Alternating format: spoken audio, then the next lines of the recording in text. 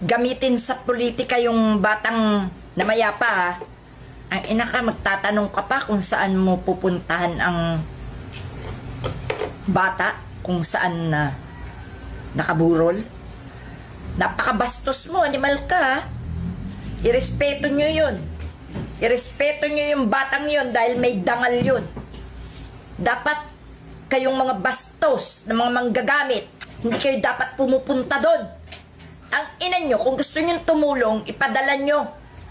May GCash, may bangko. Huwag nyo ipakita yung mga pagmumukha nyo doon.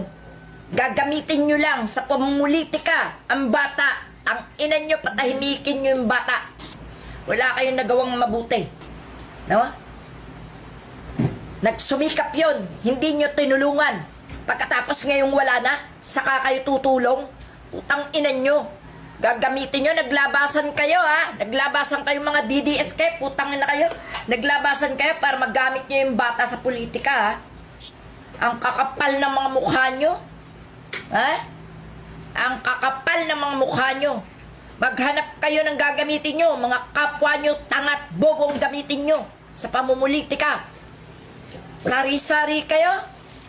Pati yung mga nakaraan ng Marcos Aquino na labanan, ginagawan nyo pa ng kwento at AI sa social media para mabuhay ang awayan. Utang ina kayo, yung mga nananahimik, huwag niyong pakialaman. Irespeto nyo yan. Ikaw, Sara Duterte, marami kang kaso, harapin mo. Huwag mong pakialaman ang nananahimik na pamilya. Tanginan to, magpapapel-papel na naman kayo, mga hayop kayo. Wala naman kayo mga silbi sa tunay na buhay.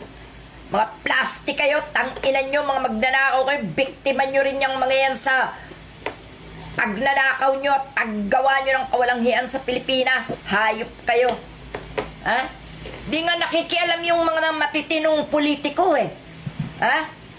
Makialaman sila, nakikisimpatya, pero hindi nila tangkang gamitin sa politika. Hindi katulad mo, tangina mo ka. Preskon ka palagi. Gusto mo maging sikat ka pa, sikat ka sa kahayupan. Kaya mag-intay ka lang. Ang ina mo, nako, ma-impeach ka lang, hayop ka. Sasagarin ko talagang galit ko sa'yo. Ang ina mo, ngayon may plano ka na namang manggamit. Ha? Pati yung batang nananahimik, pamilyang nananahimik. Tangina mo, madaling tumulong. Kung talagang tao sa puso mo, tangina ka, gumawa ka ng malinis na paraan. Tumulong ka ng tahimik at huwag mong gamitin ang politika. Buisit.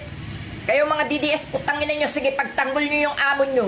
Mumurahin ko kayong Duterte. Huwag ka magkamaling gamitin sa politika yung batang na mayapa.